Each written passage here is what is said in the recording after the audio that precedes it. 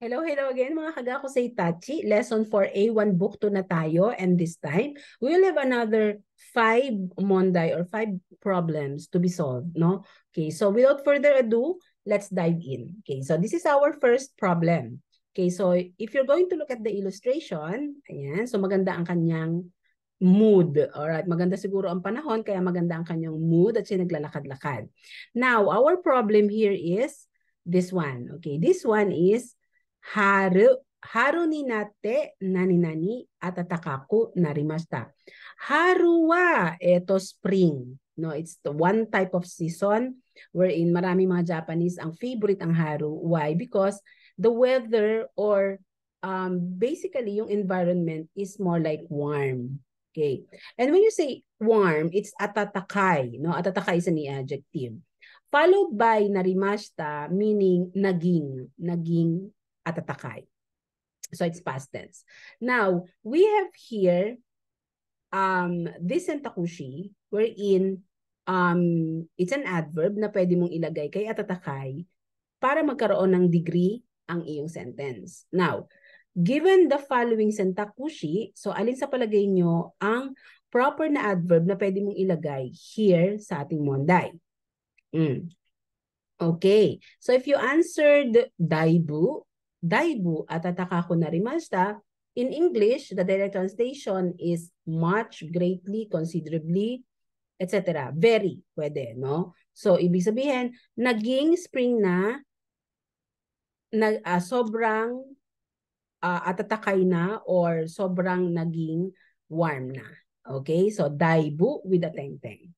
Okay, that's our Monday Ichi. Jatsugi ikimasu. So you have here this illustration. As you can see, 32 degrees Celsius. So ibig sabihin, mainit to. Mainit. Okay, so pinagpapawisan siya. Ja, let's have our problem.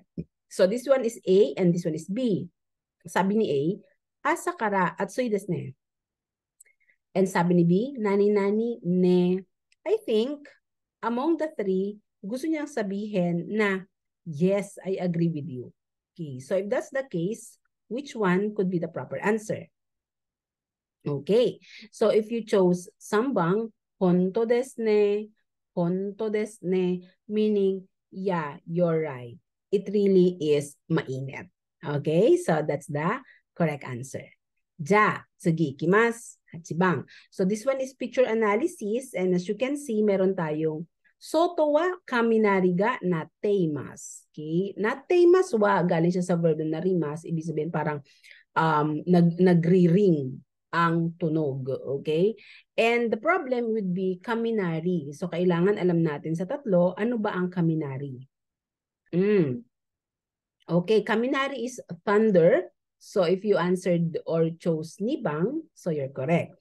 Ichibang wa kumori or cloudy, and sambang is yuki or snow. Okay, so the answer here is nibang, kaminari, thunder. Okay, so ang sentence natin ay parang nagri-ring ba, narimas, no? Or nagri-ring sa tenga yung thunder sa labas. Okay, so that's our Monday. Jatsugi ikimasho. Nani-nani yo hajimete mimashita. Totemo kirei. First time ko makakita ng sobrang ganda. Totemo kirei. Minasang, please choose your answer. Hi, ja, yuki desu ne. Yuki wa snow na no de, yuki o hajimete mimashita. Totemo kirei. So I remember my first time to encounter yuki. It was really amazing. Yeah, magical. Okay, totemo kirei ne. Hi. And then, let's proceed to our last Monday. So, kanji ito, can you give me the proper reading of this one? Nani-nani wa 40 do ni narimashita. 40 do, 40 degrees Celsius ni narimashita. So des, ja, tadashi ko tayo wa, kino, kahapon, kasi nakapast tense na tayo, no? Kahapon ay nag 40 degrees Celsius. There you go. I hope nakatulong sa iyo ang video na to for your JFT review. And hopefully, maipasa natin ang ating JFT sa ating susunod na pagtitake. Thank you, minasang. Bye-bye.